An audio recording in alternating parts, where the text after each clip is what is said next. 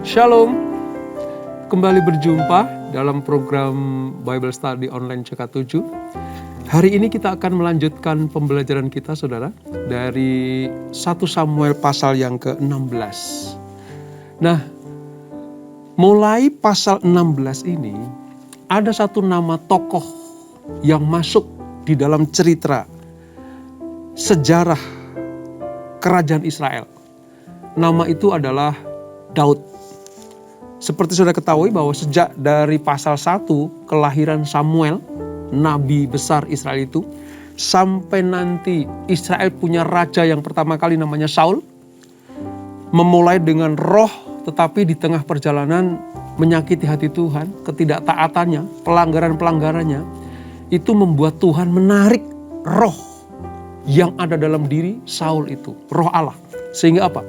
Saul mulai hidupnya gak karu-karuan. Nah, Israel harus tetap punya raja, maka Allah mempersiapkan pengganti Saul. Namanya Daud. Di pasal 16 ini, nama Daud mulai muncul. Nah, kisahnya seperti apa? Mari, sebelum kita membaca, merenungkan, kita minta Tuhan mengurapi kita, supaya kita mengerti seperti apa yang mau Tuhan kita itu mengerti. Kita sembah Dia, saudara.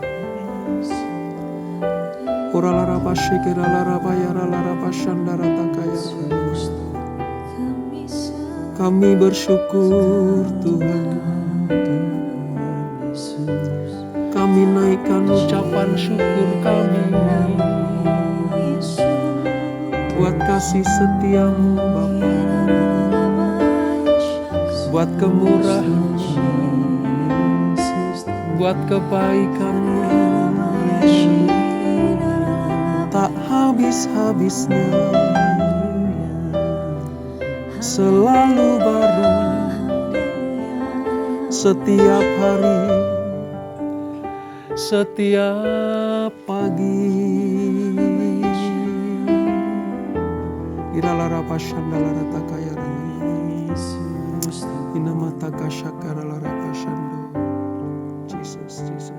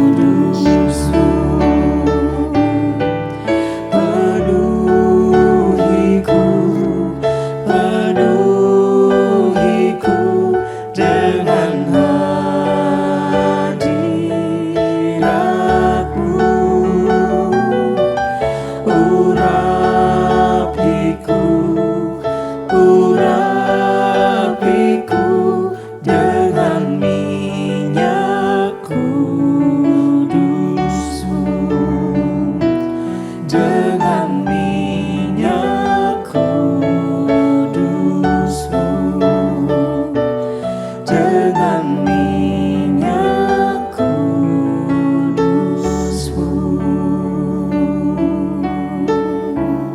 Urapi kami Tuhan. Haleluya. Yesus Tuhan.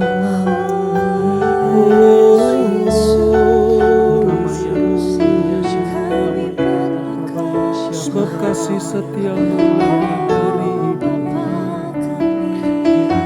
Roh Kudus, Roh Kudus, penuhi kami.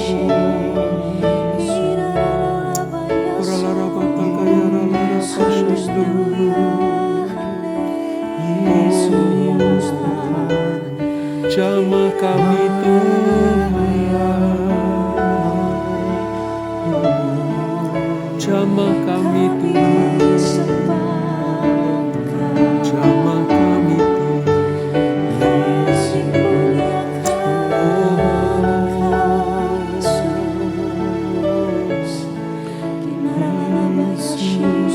Terima kasih, terima kasih. Urapilah kami dengan minyak baru, penuhilah kami dengan hadirat-Mu. Kami rindu Tuhan melihat kuasa-Mu dicurahkan di tempat ini. Urapilah kami dengan minyak baru, Amin Tuhan. penuhilah kami dengan hadirat-Mu. Kami rindu Tuhan melihat kuasa-Mu dicurahkan di tempat ini.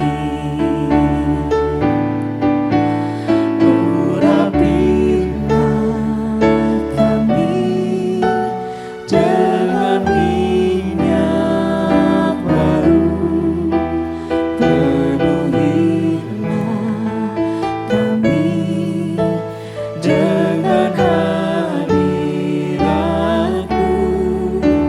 Kami rindu Tuhan melihat kuasa-Mu dicurahkan di tempat ini. Urapilah kami dengan minyak baru, penuhilah kami dengan hadirat-Mu. Kami rindu Tuhan melihat kuasa-Mu dicurahkan di tempat ini. Dicurahkan di tempat ini. Dicurahkan di tempat ini. Amin Tuhan. Itu kerinduan kami, supaya Roh Kudus memenuhi hidup kami. Sebab ketika Roh Kudus ada dalam hidup kami akan dituntunnya, kami akan disertai, diberikan kekuatan, penghiburan, kedamaian, sukacita yang dunia tidak bisa berikan untuk kami. Roh Kudus, Engkau yang tinggal di dalam hidup kami, dimeteraikan, maka kami akan menjadi anak-anak yang mendapatkan ahli waris dari kerajaan surga itu. Terima kasih Bapak. Sebentar kami akan melanjutkan pembelajaran kami. Urapi kami. Kami membuka pintu hati kami. Kami jadikan ladang yang subur bagi benih firman Tuhan. Supaya apa yang kami pelajari tidak hanya sebagai pengetahuan saja, tapi kami betul-betul mau melakukan firman Allah seperti yang Kau perintahkan. Terima kasih Bapak. Dalam nama Yesus, mari yang siap belajar firman Tuhan sama-sama kita katakan amin. Saudara, kita akan membaca dari 1 Samuel pasal yang ke-16. Alkitab saya halaman sekitar 310 Perjanjian Lama. Tentang Daud diurapi menjadi raja. Seperti saya katakan tadi bahwa pasca Allah mencabut rohnya dari Saul, Roh Kudus, Roh Allah dari Saul, maka Saul sudah mulai hidupnya gak karu-karuan. Ya, hidupnya sudah penuh dengan pelanggaran-pelanggaran. Itulah sebabnya Allah mempersiapkan pengganti Saul, yaitu Daud. Kisah dari Daud itu mulanya ketika Samuel akan mengurapi dia. Mengurapi Daud. Seperti apa saudara? Mari kita baca ayat 1 sampai dengan ayat yang ke-7 terlebih dahulu. Demikian firman Tuhan. 1 Samuel 16 ayat 1 sampai 7. Daud diurapi menjadi raja. Berfirmanlah Tuhan kepada Samuel, berapa lama lagi engkau berduka cita karena Saul? Bukankah ia telah kutolak sebagai raja atas Israel? Isilah tabung tandukmu dengan minyak dan pergilah. Aku mengutus engkau kepada Isai, orang Bethlehem itu. Sebab di antara anak-anaknya telah kupilih seorang raja bagiku.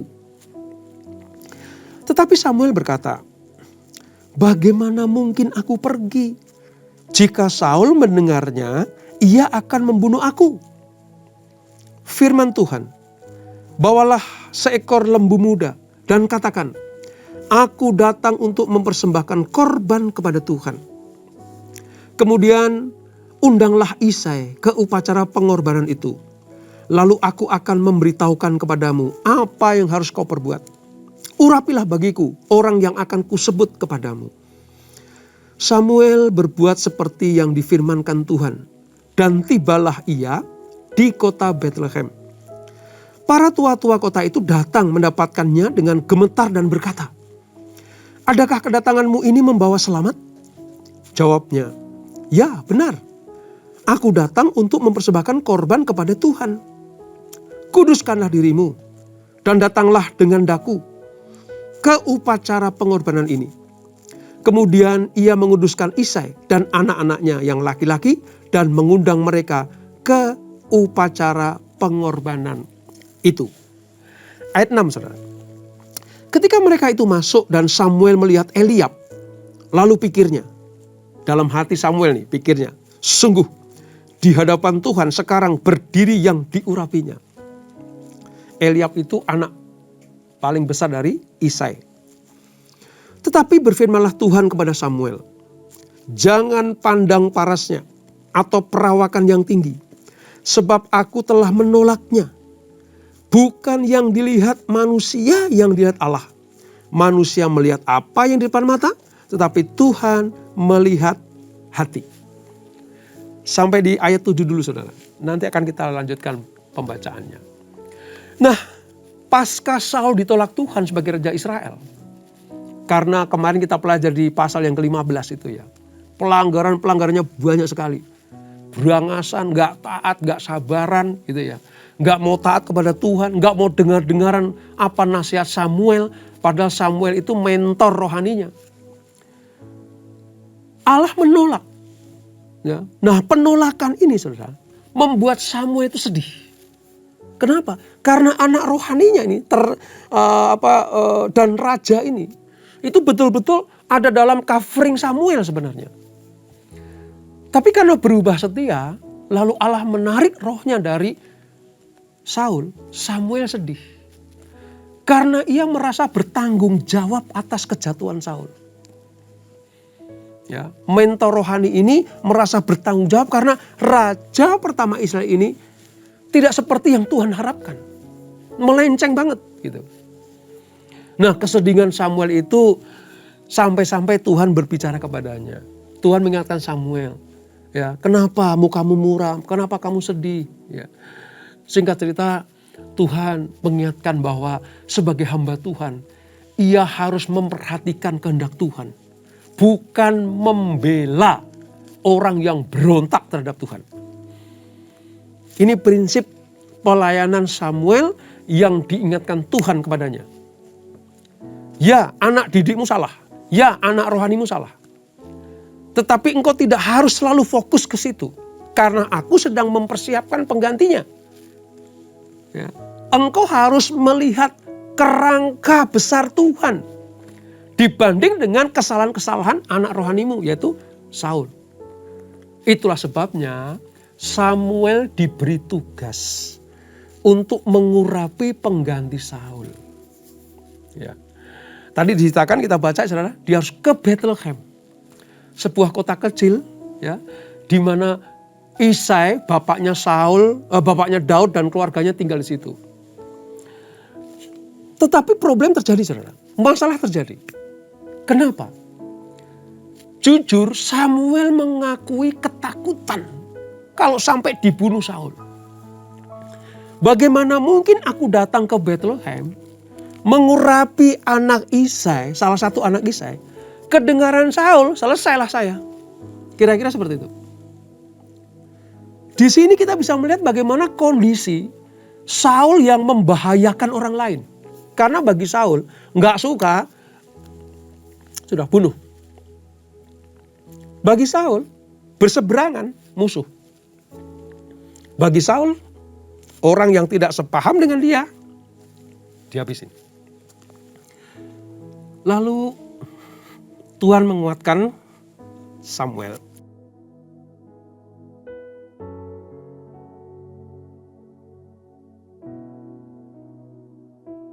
Tuhan menguatkan Samuel. Oke, kamu takut?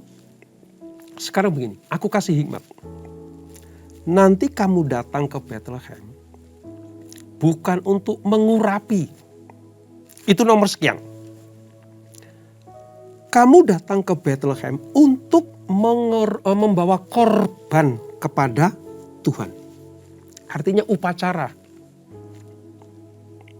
Di Bethlehem jangan langsung mengurapi anak Isai. Bikin korban dulu. Korban persembahan. Itulah sebabnya nanti Saul tidak akan melihat atau mendengar bahwa engkau sengaja akan mengurapi Daud. Ini sebuah hikmat dari Tuhan yang diberikan kepada Samuel.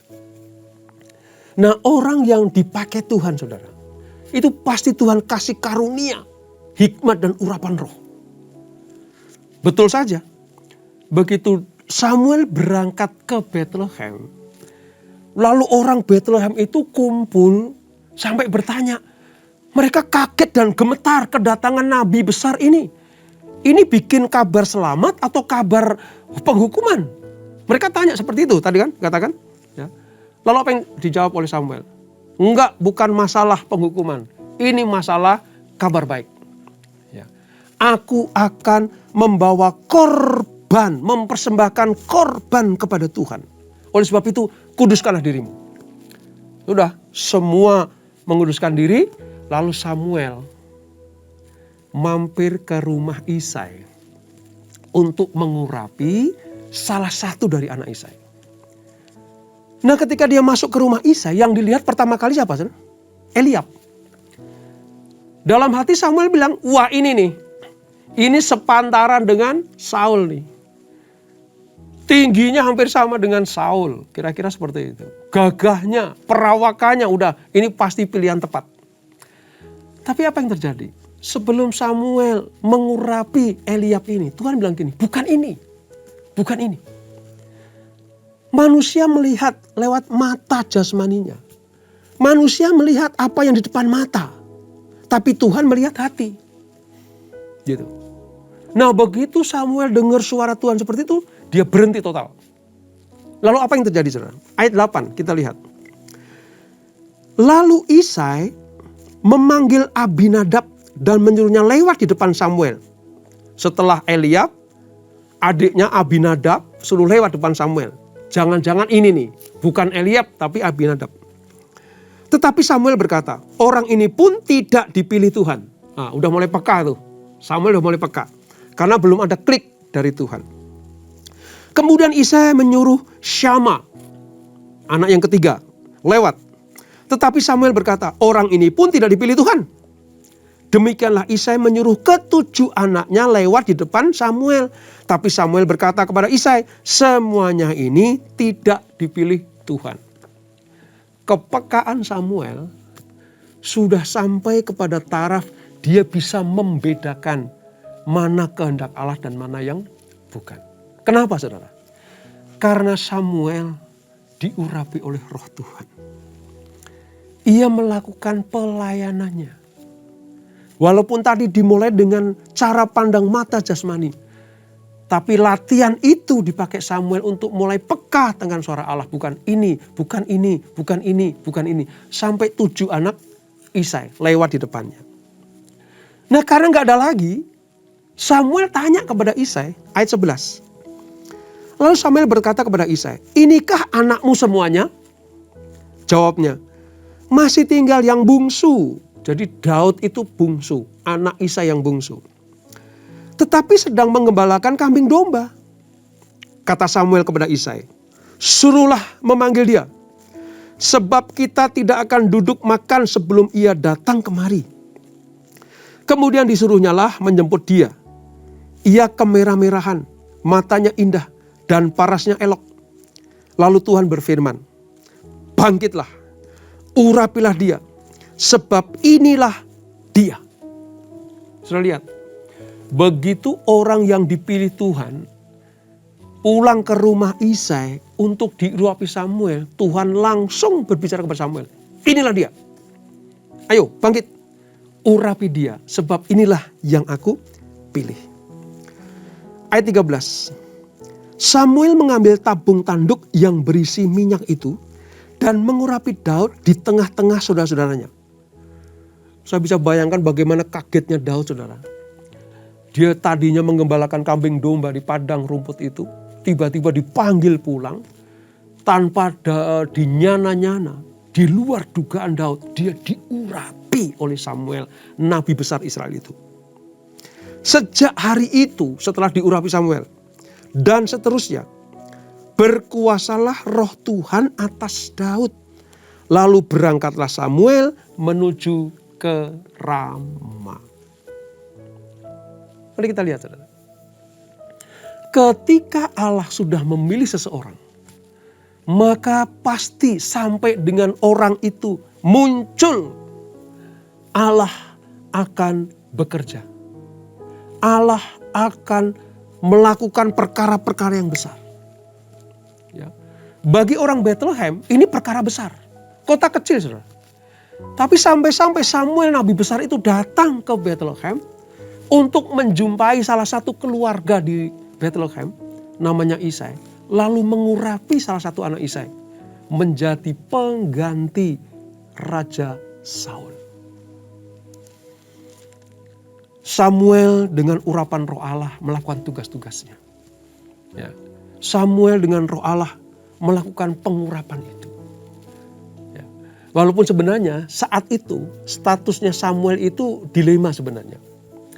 Di antara dia harus menaati firman Tuhan, pergi mengurapi Daud, menggantikan Saul. Dilema karena. Kenapa? Saul masih hidup. Saul masih hidup. Kebiasaan Mesopotamia kuno, saudara. Pemimpin atau raja akan digantikan oleh penggantinya ketika raja itu mati. Baru dimunculkan raja baru. Tapi pada peristiwa penggantian dari Saul kepada Daud ini, Allah tidak pakai cara seperti itu. Bahkan sebelum Saul mati pun Daud sudah mempersiapkan. Allah sudah mempersiapkan Daud ini menjadi pengganti Saul. Tetapi karena ini perintah Tuhan. Dilema sebenarnya bagi Samuel. Tapi karena ini perintah Tuhan maka dia harus jalan dan melakukannya. Memang melawan hukum atau melawan aturan pada waktu itu. Tapi kan yang bikin aturan Tuhan, yang bikin hukum Tuhan. Kalau Tuhan suruh ya lakukan. hikmat Tuhan menolong Samuel sehingga dia melakukan tugas yang besar ini. Saudara bisa bayangkan, sejak saat tabung tanduk Samuel mengurapi Daud, sejak saat itu roh Allah itu menguasai Daud. Berkuasalah roh Allah, roh Tuhan atas Daud. Sejak saat itu. Pelan-pelan orang Israel akan mengerti sekarang. Oh, Samuel sudah mengurapi Daud. Bagaimana dengan Saul kan gitu. Tapi berjalan seperti apa yang Tuhan kehendaki. Nah, pada peristiwa berikutnya saudara, setelah Daud diurapi oleh Samuel, apa yang terjadi? Mari kita beralih ke sisi Saul sekarang. Di perikop ini ada judul Daud di istana Saul. Ayat 14, mari kita lihat saudara. Tetapi roh Tuhan telah mundur daripada Saul. Dan sekarang ia diganggu oleh roh jahat yang daripada Tuhan. Coba. Artinya ketika roh Allah sudah diambil dari diri Saul, maka di dalam diri Saul sekarang ada roh, bukan roh Allah lagi, roh jahat. Diizinkan Tuhan terjadi. Kenapa? Karena sudah mengeraskan hati dengan pelanggaran-pelanggaran itu. Seperti Fir'aun dikeraskan hatinya. Dan dia mengeraskan hatinya, maka roh jahatlah yang berkuasa atas dirinya. Demikianlah Saul sudah tidak ada lagi roh Allah dalam hidupnya. Sekarang di mana? Ada di dalam diri Daud. Nah, singkat cerita, setiap kali Saul ini merasakan ada roh jahat datang, dia ngaco luar biasa, ya. Dia manifestasi yang tidak seperti anak-anak Tuhan, kira-kira seperti itu. Ya. Ketika hal itu terjadi, dikuasai oleh roh jahat itu, apa yang terjadi? Saul ngamuk, ya. Saul berkata-kata mungkin jorok, kotor, ya, berangasan. Lalu membuat hal seperti itu Saul itu seperti capek begitu. Dipanggillah para petugasnya, para wakil-wakilnya. Ya. Ini aku dikuasai oleh roh jahat ini. Adakah orang yang bisa menyembuhkan aku seperti ini? Singkat cerita, para wakilnya itu berkata, ada seorang Bethlehem anak Isai. Dia pahlawan yang gagah perkasa. Dikatakan loh, pahlawan yang gagah perkasa. Ayat yang ke-18. Lihat tuh. Lalu jawab salah satu hamba itu katanya, sesungguhnya aku telah melihat salah seorang anak laki-laki Isai. Orang Bethlehem itu yang pandai main kecapi. Ia seorang pahlawan yang gagah perkasa. Seorang prajurit yang pandai bicara. Elok perawakannya dan Tuhan menyertai dia. Dipanggillah anak Isai ini ke istana Saul. Setiap kali Saul kumat saudara. Ya, roh jahatnya itu berkuasa dirinya. Dia kumat ya. Mungkin ya sedikit ngamuk atau bagaimana. Daud main kecapi. Dan ketika dia dengar, Saul mendengar petikan Daud ketika dia memetik kecapi itu. Roh jahat yang daripada tentu keluar. Bukan karena dentingan kecapi. Tapi karena apa? Tadi ayat 18. Tuhan menyertai dia. Roh jahat yang ada pada diri Saul keluar dalam dirinya karena ada Tuhan di dalam petikan kecapi Daud. Berbeda sekarang. Yang mampu mengusir kuasa kegelapan, yang mampu mengusir musuh sesungguhnya adalah Daud. Sementara Saul dikuasai oleh roh jahat. Nah, sejak saat itu Saul itu sangat mengasihi Daud. Sangat mengasihi. Lalu Saul bilang begini di ayat 19 berikutnya gitu ya. Dikirimlah utusan ke rumah Isai. Anakmu sekarang biar tinggal di rumahku, di istanaku. Aku sangat mengasihinya. Aku sangat terbantu oleh dia. Loh bayangkan. Promosi pertama ketika Daud diurapi menjadi raja. Dia tinggal di rumah atau istana Saul. Untuk apa? Untuk mendemonstrasikan bahwa roh Allah itu lebih besar daripada roh-roh jahat di dunia ini. Dan terbukti. Sekali lagi ya, bukan karena petikan kecapinya, tapi karena Allah hadir di dalam setiap dentingan dawai kecapi itu. Itu terjadi, saudara. Ya. Saul sangat mengasihinya, ayat 21. Demikianlah Daud sampai kepada Saul dan menjadi pelayannya. Saul sangat mengasihinya dan ia menjadi pembawa senjatanya. Lo coba bayangkan itu. Tidak mudah bagi seorang remaja apalagi. Ya, tadi wajahnya masih kemerah-merahan. Dipilih raja pada waktu itu menjadi pembawa senjatanya. Itu nggak gampang, saudara. Itu ring 1. Paling dekat dengan raja. Dari seorang gembala domba yang tidak diperhitungkan oleh ayahnya bahkan. Dan kakak-kakaknya. Sekarang Daud pindah dari tempat penggembalaan domba ke istana Raja Saul. Dan setiap kali roh jahat itu menguasai Saul, Daud mengusirnya dengan dentingan kecapi itu. Apa yang dapat kita pelajari dari ini, saudara? Yang pertama, Allah mencari orang-orang yang hatinya berkenan kepada Tuhan. Pasca kesalahan-kesalahan Saul, Allah mempersiapkan Daud sebagai penggantinya. Bukan yang dilihat mata seperti pertama kali Samuel melihat anak-anak Isai. Eliab gak masuk hitungan. Adik-adiknya gak masuk hitungan. Ketujuh anak Isai tidak masuk hitungan. Yang masuk hitungan adalah yang dilihat Tuhan. Pelajaran buat saudara dan saya. Kalau ada orang-orang yang tidak memperhatikan kita, jangan gelisah hatimu. Jangan takut. Tuhan melihat kita. Selama hidup kita berkenan kepada Allah, Tuhan pasti buka jalan. Seperti Tuhan membuka jalan Daud. Saya bisa bayangkan bagaimana gemetarnya Daud waktu dipanggil Samuel. Ini anak remaja. Ya, kalau sekarang mungkin umur Zid gitu loh. Dipanggil tiba-tiba diurapi sebagai pengganti raja yang besar. Saul itu raja besar, saudara. Tapi kalau Tuhan sudah membuka jalan bagi Daud, siapa yang sanggup menutupnya?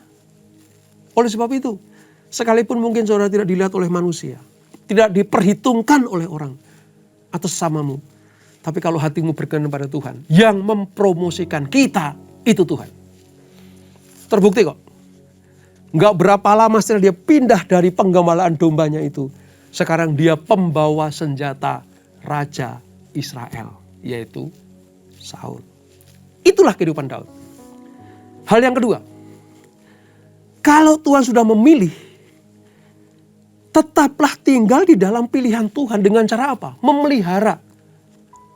Membuat roh Allah itu tetap kerasan di tempat kita. Memang pada waktu perjanjian lama, saudara, Roh Kudus itu belum dimeteraikan. Allah masih menaruh dalam diri manusia. Tapi kalau manusia itu melakukan pelanggaran, maka dicabutlah roh Allah. Itu perjanjian lama. Di perjanjian baru lain, dimeteraikan. Nah, kalau sudah dimeteraikan artinya permanen. Tapi Pak, kalau misalnya sudah dapat Roh Kudus permanen, tiba-tiba kita berbuat dosa, berbuat salah, seorang melanggar titah Tuhan, apa itu? Roh Kudus berduka. Kalau Roh Kudus sudah berduka, udah. Artinya peringatan buat kita supaya kita bertobat. Nah, Saul nggak sadar bahwa roh Allah bisa diambil. Dan begitu diambil, sekarang gantinya roh jahat. Maka bersyukurlah di masa-masa perjanjian baru ini, Roh Kudus itu dimeteraikan dalam hidup kita. Supaya apa? Menuntun kita. Kalau salah, segera bertobat. Kalau melanggar, segera bangkit. Bertobat, minta ampun sama Tuhan. Maka akan dipulihkan Tuhan. Saul tidak mengambil kesempatan untuk memperbaiki kesalahannya. Tapi Daud memberikan teladan buat kita semuanya. Orang yang dipilih Tuhan harus selalu ada di dalam tuntunan roh Allah. Atau roh Tuhan itu sendiri. Dan itulah 1 Samuel pasal 16. Mari, kalau sudah diurapi oleh Tuhan, jaga pengurapan itu. Supaya hidup kita semakin berkenan kepada Tuhan. Kita tundukkan kepala. Bapak, terima kasih untuk pelajaran pada hari ini. Kami belajar bagaimana ketika Daud diurapi menjadi raja oleh Samuel. Secara de facto, memang Saul masih raja. Tetapi roh Allah sudah diambil daripadanya. Dan roh Allah itu sekarang ditaruh dalam diri Daud. Mulai saat itu, sesungguhnya Daudlah yang menguasai seluruh kerajaan Israel. Walaupun de facto masih Saul. Tapi pelan, step demi step, Allah memimpin Daud lewat Samuel. Supaya Daud mempersiapkan diri menjadi pengganti Saul. Tidak serta-merta Daud langsung besar kepala. Tapi dia mau ikuti tahapan demi tahapan. Supaya nanti betul-betul diurapi menjadi raja bagi 12 suku Israel. Kami belajar Tuhan. Supaya roh Allah tetap tinggal di dalam hidup kami. Yang sudah dimeteraikan dalam Roh Kudus itu. Tetap tinggal, disukakan, tidak dikecewakan, tidak didukakan. Biarlah roh itu memimpin kami. Dan kalau kami jatuh, kami berbuat kesalahan dan pelanggaran, kami segera bertobat oleh dorongan roh Allah itu. Terima kasih Bapak. Terima kasih pembelajaran pada hari ini. Mulai saat ini kami akan belajar bagaimana Daud dipakai Tuhan dengan luar biasa. Berkati kami semuanya, berkati anak-anak-Mu. Kami yang taat setia, berkomitmen selalu menyenangkan hati Tuhan, pasti diberkati Tuhan. Berkati keluarga demi keluarga, pelayanan kami semuanya diberkati Tuhan. Dan sebelum kami berpisah, kami siapkan hati kami terima berkat yang daripadamu.